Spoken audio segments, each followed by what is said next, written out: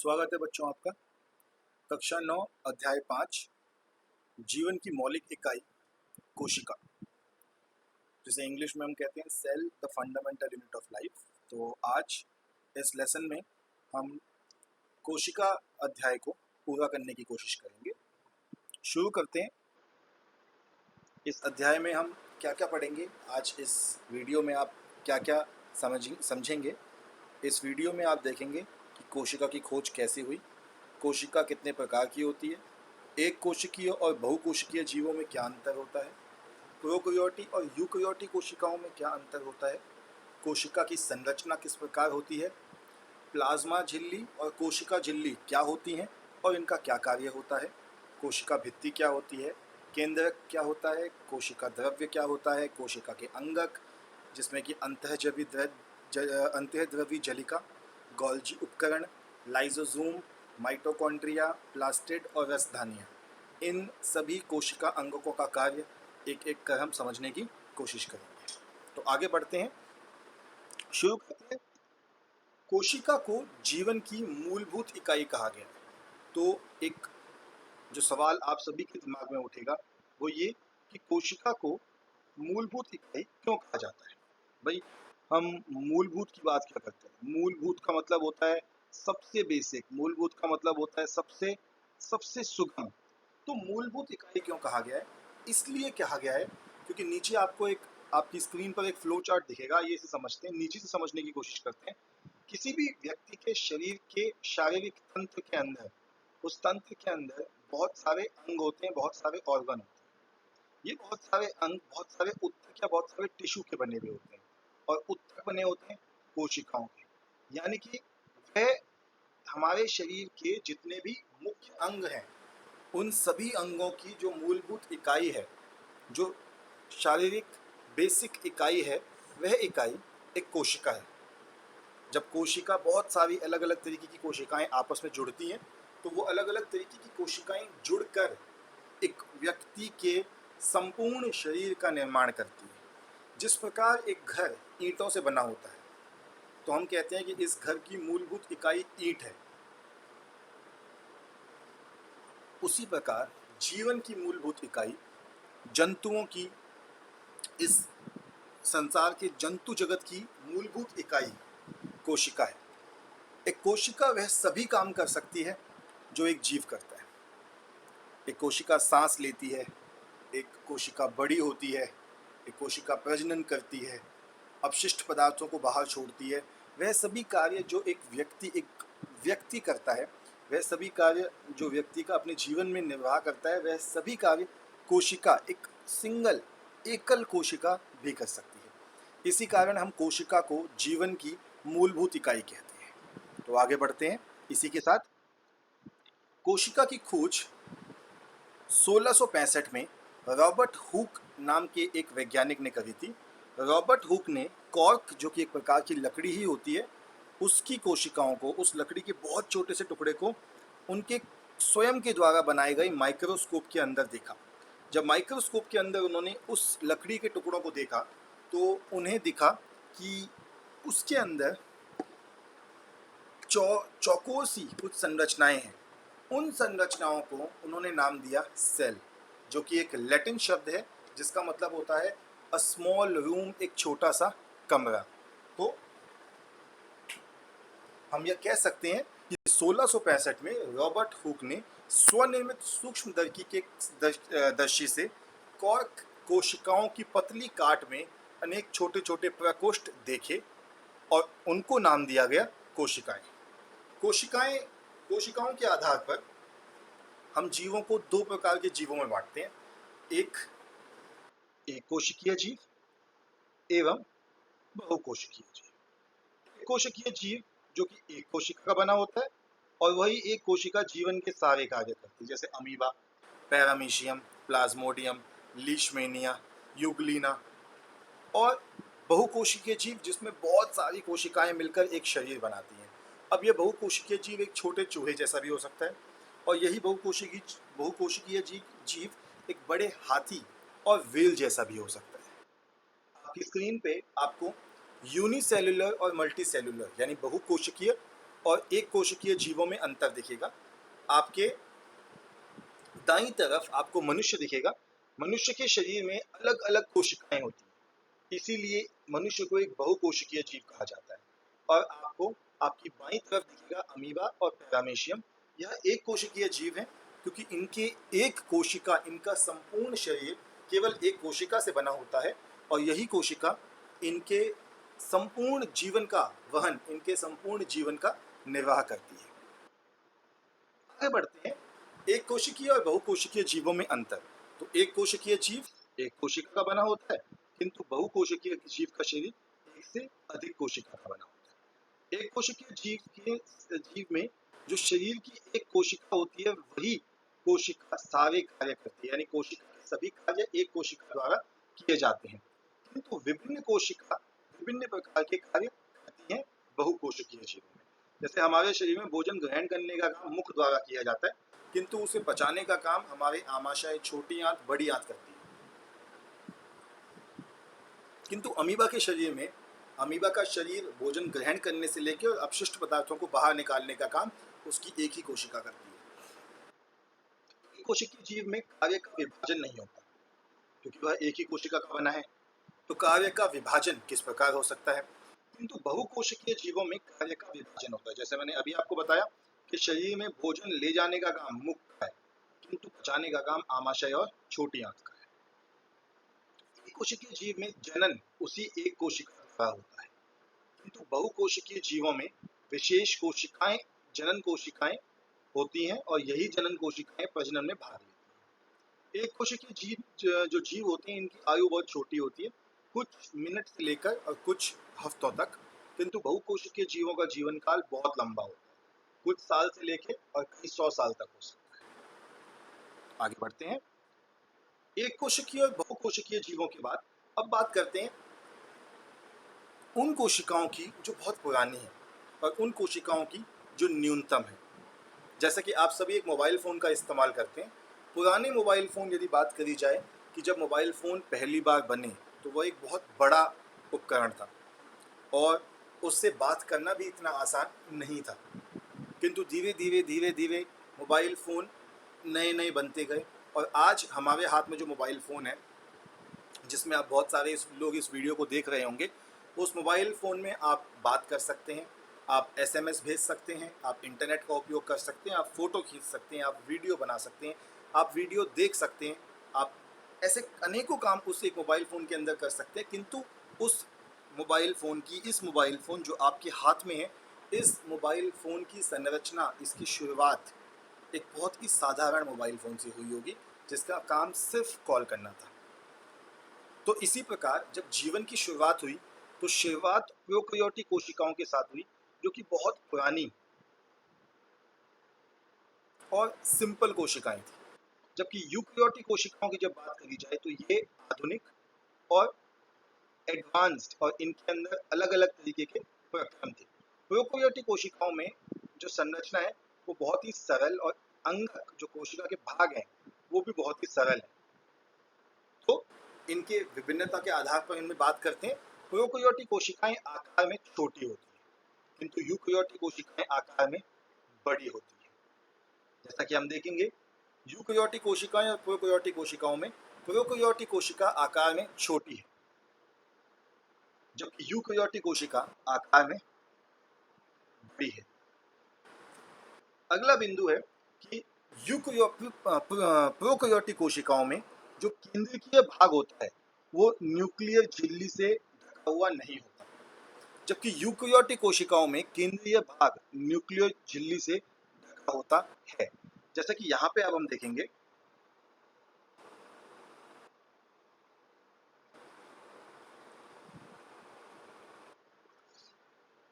तो प्रोकैरियोट का जो नाभिक है, इसको आप देख रहे हैं, ये नाभिक कुछ भी ठीक प्रकार से नहीं बना हुआ, जबकि यूकैरियोटिक कोशिकाओं में यदि आप नाभिक को देखेंगे तो नाभिक ठीक प्रकार से बना हुआ है। इसके बाहर आपको एक वॉल, एक दीवार जैसी संरचना देखने को मिलेगी। तो जो नई कोशिकाएं हैं, इनका नाभिक ठीक प्रकार से कार्य करता है। इनका नाभिक, उसके बाहर एक 2 लेयर वाली दीवार होती है जो उसकी सुरक्षा करती है। और इसीलिए इसको न्यूक्लियस या नाभिक कहा जाता है। जबकि प्रोकैरियोटिक कोशिकाओं में नाभिक की संरचना एकदम सुचारू रूप से नहीं होती। तो जब नाभिकीय संरचना ठीक प्रकार से नहीं होती तो हम कहते हैं कि यूकेरियोटिक कोशिकाओं में केंद्रकीय अनुपस्थित होता है।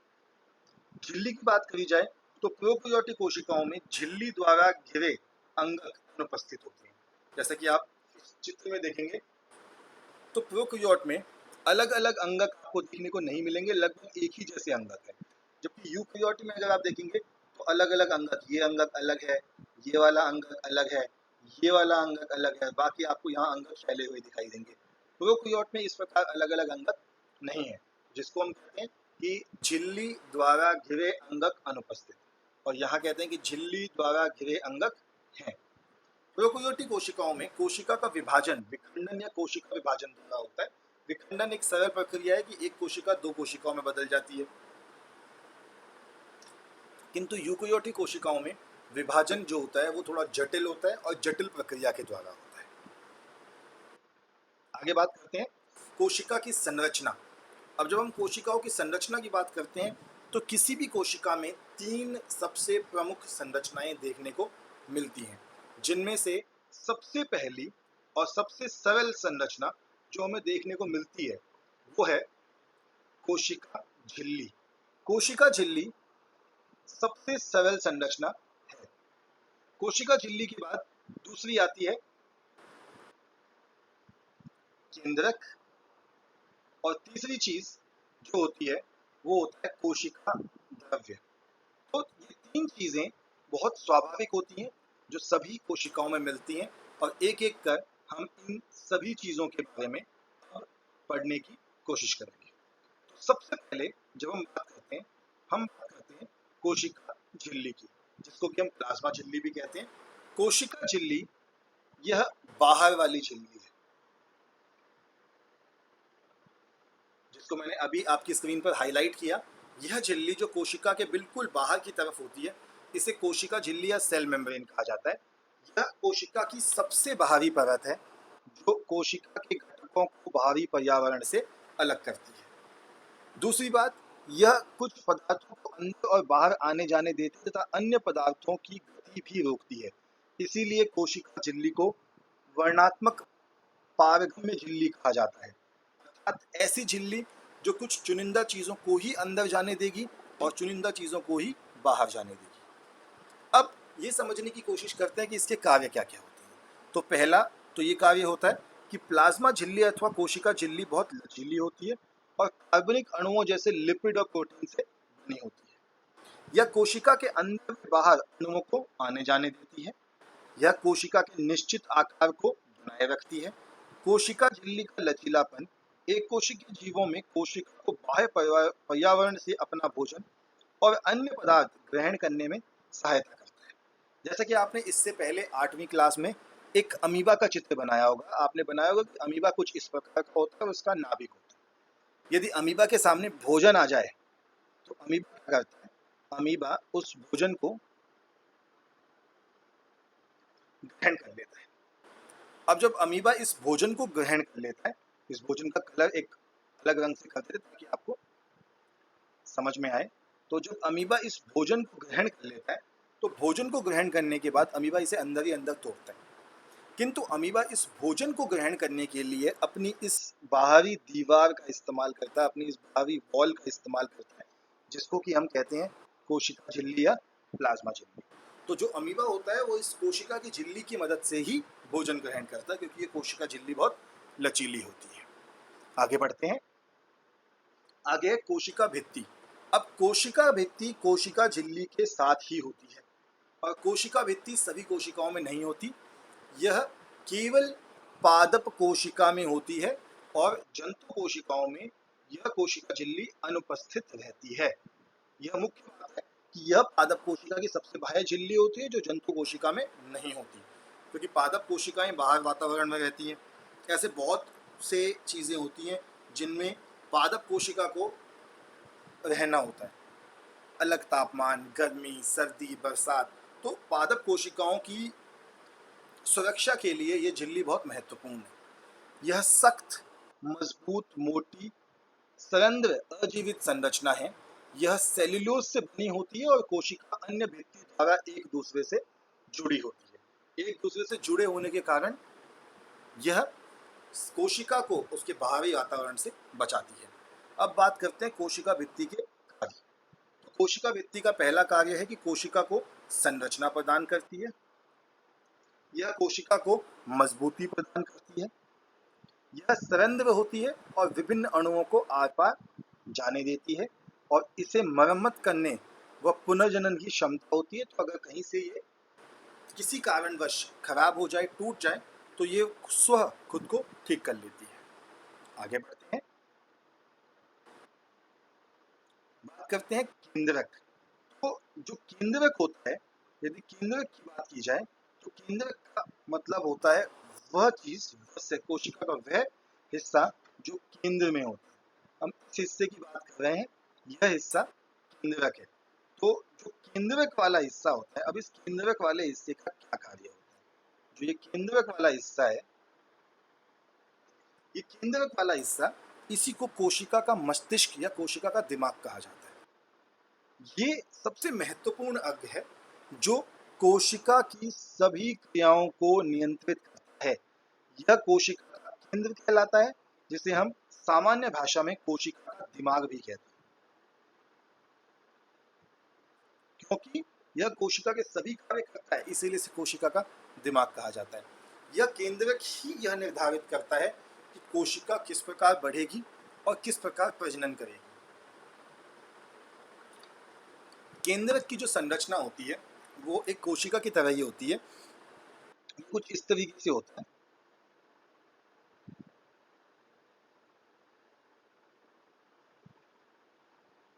और इसके भीतर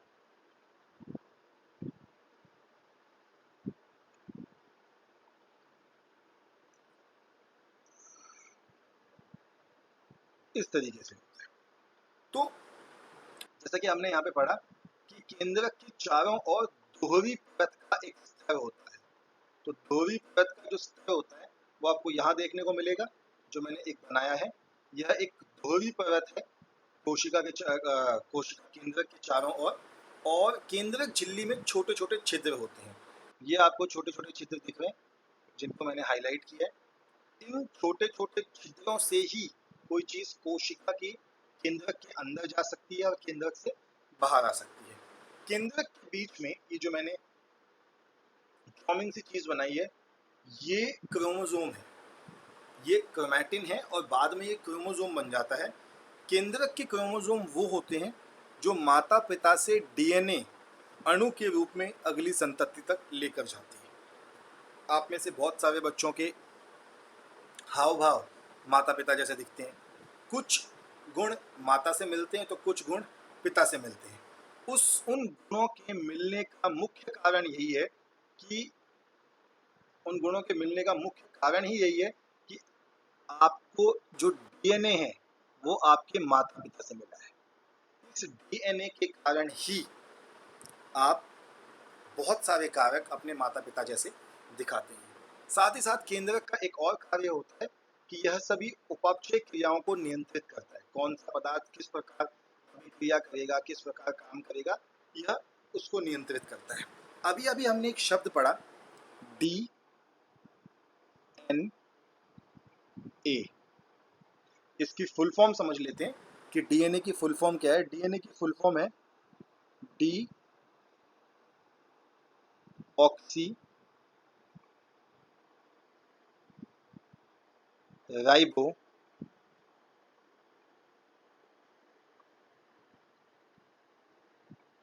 न्यूक्लिक एसिड।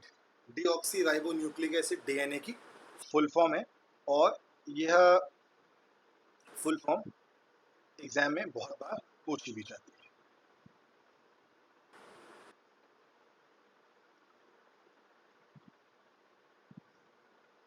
आगे बढ़ते हैं इसी के साथ हम कि केंद्रक के बाद जो कोशिका झिल्ली है, कोशिका झिल्ली किसी भी कोशिका के अंदर दो मुख्य कार्य करती है। तो उन दो मुख्य कार्यों को समझ लेते हैं कि वो दो मुख्य कार्य कौन से हैं। इसमें से पहला है परासरण। और दूसरा होता है अपसरण। तो परासरण समझते हैं, जब कोई पदार्थ कॉन्ट्रैक्शन के संतुलन बनाए रखने के लिए किसी अर्ध परागम्य झिल्ली के आर पार होता है तो उसे परासरण कहते हैं। कोशिका में यह तब होता है जब कोई विलायक जैसे पानी नमक के कंसंट्रेशन के संतुलन को बनाए रखने के लिए कोशिका के अंदर या बाहर जाता है। यह प्रक्रिया स्वाभाविक है और इसे कोशिका में कोई ऊर्जा खर्च नहीं होती। जैसा अगर आप बहुत देर तक पानी में रहें, पानी में काम करें या स्विमिंग पूल में जाएं, तो आपको अपनी उंगलियों में एक अजीब सा सिकुड़ना दिखेगा। यह सिकुड़ना भी परासरण के कारण होता है, क्योंकि आपके आसपास के वातावरण में पानी बहुत ज़्यादा और आपके शरीर में पानी कम था, किंतु आपके शरीर में पानी की मात्रा आसपास के वातावरण के हिसाब से कम थी। अब ये 3 प्रकार का परासरण होता है जो 3 प्रकार के विलयनों में संभव है। पहला है आइसोटोनिक, दूसरा हाइपोटोनिक और तीसरा हाइपरटोनिक। इन सभी के बारे में एक एक करके बात करते हैं। तो आइसोटोनिक जो पहला है, आइसोटोनिक के बारे में नहीं समझाया गया। उसका कारण है, आइसोटोनिक का मतलब है कि जिस कोशिका को रखा है कोशिका के आसपास के वातावरण में जो जल की मात्रा है वो बराबर है, जो सांद्रता है वो बराबर है, जो कंसंट्रेशन है वो बराबर है। तो ना तो जल कोशिका के भीतर जाएगा और ना ही जल कोशिका से बाहर आएगा, उसको हम आइसोटोनिक या इक्वल कहेंगे। दूसरा है हाइपरटोनिक विलयन। अब हाइपरटोनिक में क्या होता है, ऐसा सॉल्यूशन जिसमें कंट्रैक्शन उसमें रखी कोशिका के सेल्यूलेट कंट्रैक्शन से ज़्यादा हो तो उसे हाइपोटोनिक सॉल्यूशन कहेंगे। कॉन्सेंट्रेशन के एक समान करने के लिए कोशिका के अंदर से सॉल्वेंट या पानी निकलेगा। अगर आसपास के वातावरण में नमक ज़्यादा है और कोशिका के अंदर नमक कम है तो कोशिका पानी बाहर भेजने की कोशिश करेगी ताकि बाहर के वातावरण में भी कंसंट्रेशन या सांद्रता बराबर हो जाए। ऐसे को हम कहेंगे हाइपरटोनिक सॉल्यूशन। दूसरा है हाइपोटोनिक विलयन या हाइपोटोनिक सॉल्यूशन। इसको हम कहते हैं, इस सॉल्यूशन में कोशिका के अंदर सेल्यूलर कॉन्ट्रैक्शन बाहर के सॉल्यूशन से अधिक होता है, इसलिए बाहर से सॉल्वेंट कोशिका के अंदर आएगा जिससे कॉन्ट्रैक्शन असंतुलित हो जाएगा। तो आगे बढ़ते हैं इसके साथ ही हाइपोटोनिक और हाइपरटोनिक के साथ। अगला आ गया आपका कोशिका द्रव्य। कोशिका द्रव्य किसी भी कोशिका के अंदर मिलने वाला तीसरा सबसे प्रमुख हिस्सा है। जो पहला हिस्सा हमने पढ़ा था वो था कोशिका की भित्ति, दूसरा हमने पढ़ा नाभिक, और तीसरा हम पढ़ेंगे जिसे इंग्लिश में कहते हैं साइटोप्लाज्म और हिंदी में कहते हैं कोशिका द्रव्य। कोशिका द्रव्य एक तरीके से वो लिक्विड, वो पानी है जो कोशिका के नाभिक और कोशिका भित्ति के बीच में होता है। यह द्रव्य कोशिका की सभी रासायनिक अभिक्रियाओं को करता है, इसीलिए यह महत्वपूर्ण है। जैसे हमारे शरीर में खून होता है वैसे ही कोशिका के अंदर कोशिका द्रव्य होता है। तो कोशिका का द्रव्य जिसमें सभी कोशिका अंगक पाए जाते हैं कोशिका द्रव्य कहलाता है। यह जीवन, जैविक और कैटाबोलिक क्रियाएं संपन्न होती है। इसके 2 भाग होते हैं, सिस्टोल जिसमें जलीय द्रव्य जिसमें विभिन्न प्रोटीन होते हैं, और कोशिका अंगक जिसके अंदर जो वो अंगक जो कोशिका के लिए विभिन्न कार्य करते हैं उन्हें हम कोशिका अंगक कहते हैं। कोशिका अंगकों के विषय में पढ़ते हैं।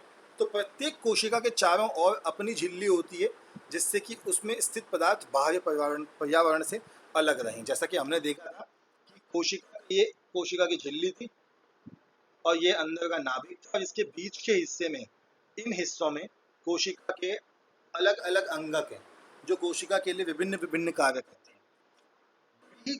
बड़ी तथा जटिल कोशिकाओं जिसमें बहुकोशिकीय जीवों की कोशिकाएं भी शामिल हैं का कोई भी उपापचयी क्रियाओं की बहुत आवश्यकता होती है जिससे कि वे जटिल संरचना और कार्य को सहारा दे सकें। जैसे कि हमारे शरीर की कोशिकाएं हैं तो वो भोजन भी खाएंगी, भोजन पचाएंगी, भोजन ग्रहण करेंगी।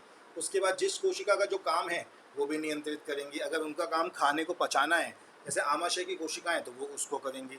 अगर उनका काम दिमाग की कोशिकाओं का काम सूचनाओं को ग्रहण करना और भेजना है तो वो काम भी करेंगी। अब इन सभी कामों को करने के लिए बहुत सारी ऊर्जा की आवश्यकता होती है।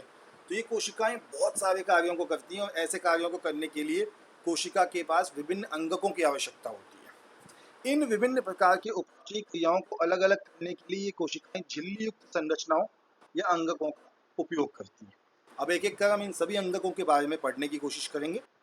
तो ये एक सरल पादप कोशिका का चित्र आपके सामने आपकी स्क्रीन पर है, जिसमें आपको दिखेगा कि कोशिका भित्ति, हरित लवक, अंतर्जैवी धलिका, गोल्जी कार्य, झिल्ली, माइटोकॉन्ड्रिया, राइबोसोम, साइटोप्लाज्म, केंद्रक, रिक्तिका, ये सभी एक कोशिका के विभिन्न अंगक हैं, एक पादप कोशिका के विभिन्न अंगक हैं। पादप कोशिका जंतु कोशिका में कोई बहुत ज़्यादा अंतर नहीं होता, इसीलिए सिर्फ एक ही डायग्राम आपको समझा के और जंतु कोशिका के बारे में भी समझाऊंगा। एक अलग वीडियो सिर्फ पादप कोशिका और जंतु कोशिका का बनाऊंगा।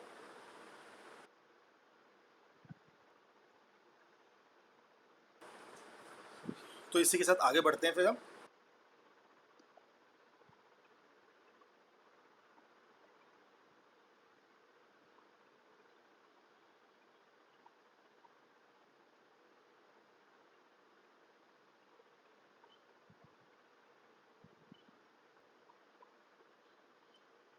तो पहला कोशिका अंगक जो हम पढ़ेंगे वो है अंतःद्रवी जलिका। यह अंतःद्रवी जलिका जो होती है वो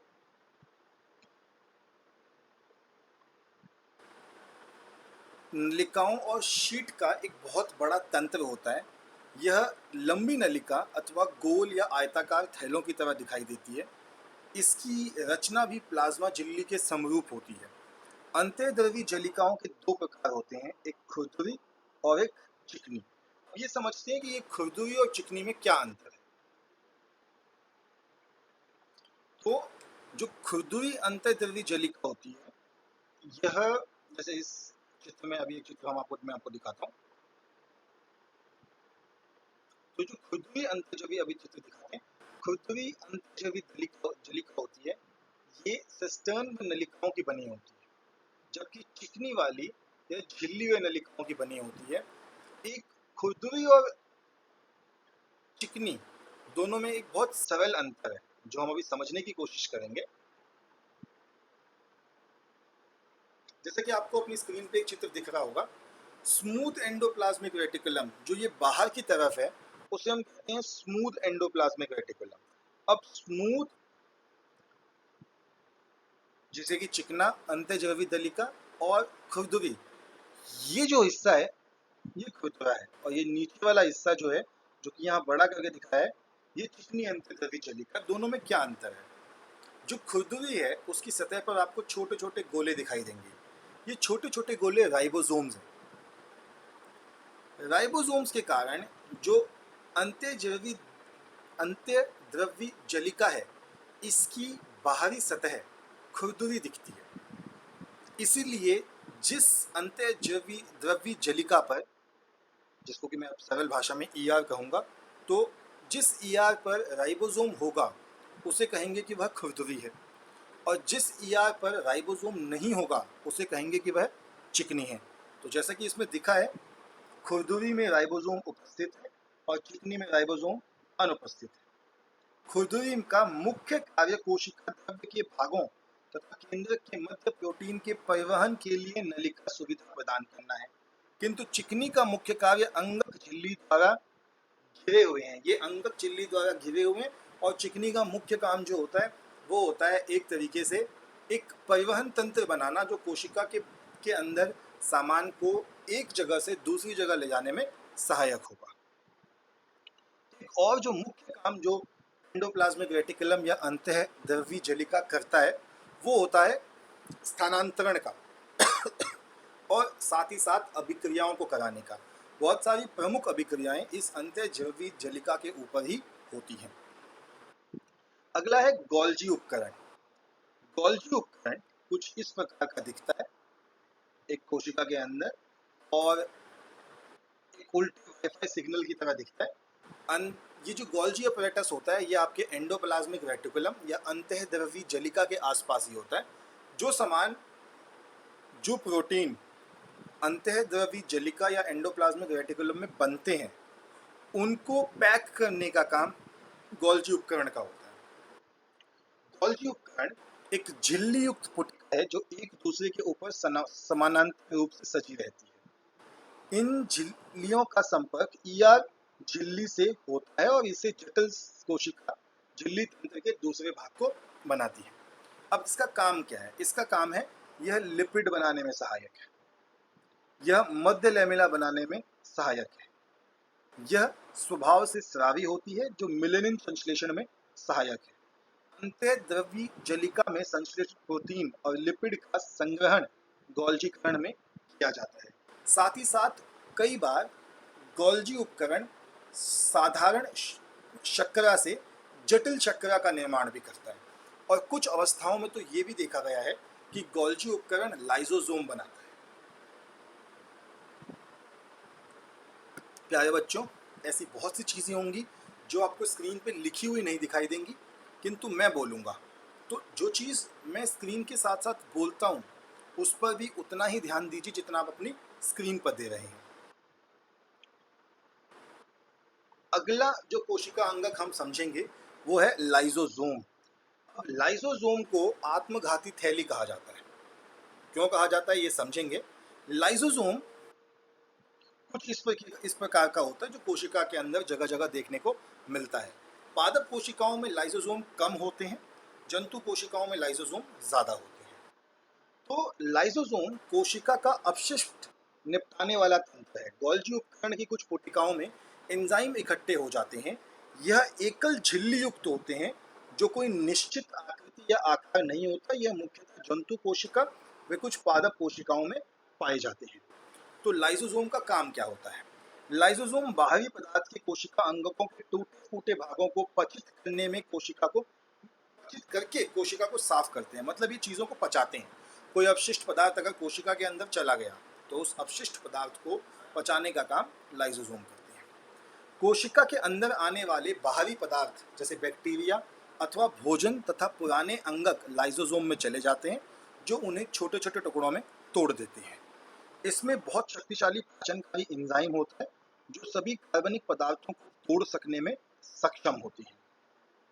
कई बार क्या होता है कि उपापचय प्रक्रियाओं में जब कोशिका क्षतिग्रस्त हो जाती है तो लाइसोसोम की कोशिकाएं फट जाती हैं और एंजाइम निकल जाता है और अपनी ही कोशिका को पचा लेता है। इसलिए कोशिका की आत्मघाती थैली भी इसे कहा जाता है।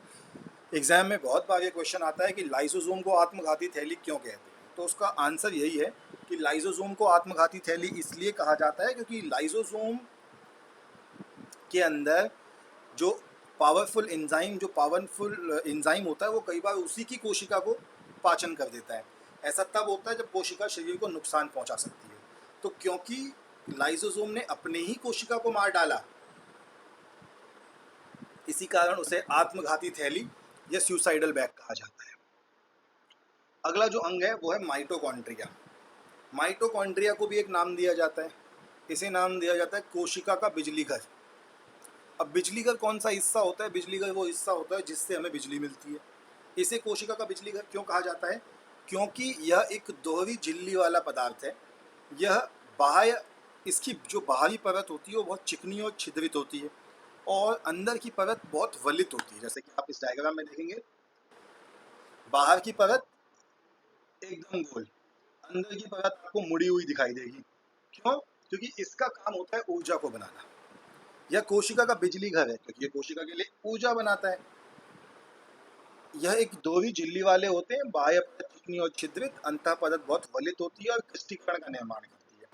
जो ऊर्जा ये बनाता है, यानी कि जीवन के लिए आवश्यक विभिन्न रासायनिक क्रियाओं में को करने वाली माइटोकॉन्ड्रिया क्रियाओं को करने वाली जो ऊर्जा है उसको ये बनाता है। वो ऊर्जा एटीपी की फॉर्म में होती है।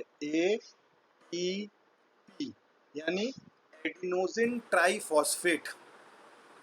हमारे शरीर में जैसे आप देखेंगे जो डीजल से चलने वाली गाड़ियां हैं वो सिर्फ डीजल का ही उपयोग करके चलती हैं। जो पेट्रोल से चलने वाली गाड़ियां हैं वो सिर्फ पेट्रोल का उपयोग करके चलती हैं। जो सीएनजी पे चलने वाली गाड़ियां हैं वो सिर्फ सीएनजी का उपयोग करके चलती हैं। तो ऐसे ही हमारे शरीर में जो ऊर्जा है वो एटीपी की अवस्था में हमको मिलती है। तो इसीलिए, और वो एटीपी बनाता कौन है? माइटोकॉन्ड्रिया। माइटोकॉन्ड्रिया के पास अपना डीएनए होता है और अपना राइबोसोम होता है। इसीलिए वो बहुत सारे प्रोटीन को स्वयं बना सकता है। ये इसकी एक खास बात है। आगे है प्लास्टिड। तो प्लास्टिड ऐसे अंग है जो सिर्फ पादप कोशिका के पास होती है और इसकी आंतरिक संगठन में झिल्ली की कई परतें होती है। 3 प्रकार के प्लास्टिड हमको देखने को मिलते हैं: क्रोमोप्लास्ट, ल्यूकोप्लास्ट और क्लोरोप्लास्ट। क्रोमोप्लास्ट जो होता है जड़ों में पाया जाता है। ल्यूकोप्लास्ट तनों और पत्तियों में होता है और प्राथमिक रूप से वह अंगक है जिसमें स्टार्च तेल और प्रोटीन जैसे पदार्थ संचित होते हैं। क्लोरोप्लास्ट, जो क्लोरो शब्द है वो क्लोरोफिल से मिला है। क्लोरोप्लास्ट पत्तियों में होता है, इसमें क्लोरोफिल होता है और यह प्रकाश संश्लेषण के लिए बहुत आवश्यक है।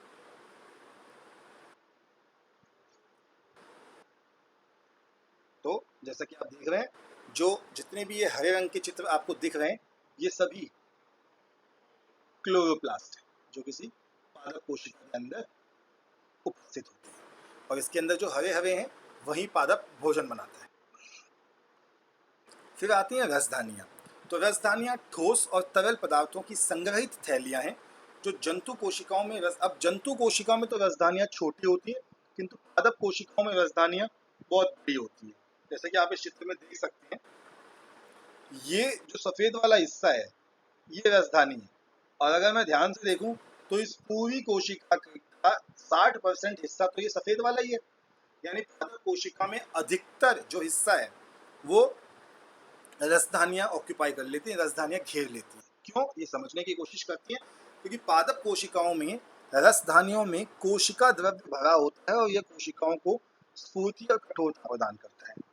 कुछ कोशिकाओं में विशिष्ट रसधानियाँ अतिरिक्त जल और कुछ अपशिष्ट पदार्थों को शरीर से बाहर निकालने में महत्वपूर्ण भूमिकाएं निभाती हैं। अब जब कोशिका के पादप कोशिका के जो पादप कोशिकाएं नई नई बनती हैं जब, तो उसमें रसधानियाँ बहुत छोटी होती हैं, पर धीरे धीरे पादप कोशिकाओं के अपशिष्ट पदार्थों को भरते हुए ये रसधानियाँ बहुत बड़ी होती जाती हैं। अब बात करते हैं पादप कोशिका और जंतु कोशिका। तो पादप कोशिकाओं में प्रकाश संश्लेषण होता है तो उसके पास क्लोरोप्लास्ट होता है। जंतु कोशिका में क्लोरोप्लास्ट नहीं होता। पादप कोशिका आकार और आकृति निश्चित करने के लिए कोशिका भित्ति होती है, क्योंकि जंतु कोशिका में कोशिका भित्ति नहीं होती। पादप कोशिका में लाइसोसोम नहीं पाए जाते, अगर पाए जाते तो बहुत कम संख्या में पाए जाते हैं। जंतु कोशिका में लाइसोसोम पाए जाते हैं। पादप कोशिकाओं में कोशिकाएं मुख्यतः चतुर्भुजाकार होती हैं। जंतु कोशिकाओं में कोशिकाओं को विभिन्न आकार, कोई सुनिश्चित आकार नहीं तो विभिन्न आकारों की होती है। गोल्जी उपकरण पादप कोशिकाओं में पूर्णतः विकसित नहीं होता। जंतु कोशिकाओं में गोल्जी उपकरण पूर्णतः विकसित और पूर्णतः रूप से उपस्थित होता है। अगर इस डायग्राम को देखेंगे तो आपको ऐसी चीजें दिख जाएंगी। ये वो चीजें हैं जो सिर्फ पादप कोशिका के पास है, ये वो चीजें हैं जो जंतु कोशिका के पास है, और ये वो हैं जो पादप और जंतु कोशिका दोनों के पास है। तो प्यारे बच्चों, इसी के साथ हमारा ये अध्याय जीवन की मौलिक इकाई कोशिका समाप्त होता है। अगले अध्याय में, अगले वीडियो में हम शुरू करेंगे कक्षा 9 विज्ञान का 8वां चैप्टर गति। धन्यवाद एवं शुभ दिन।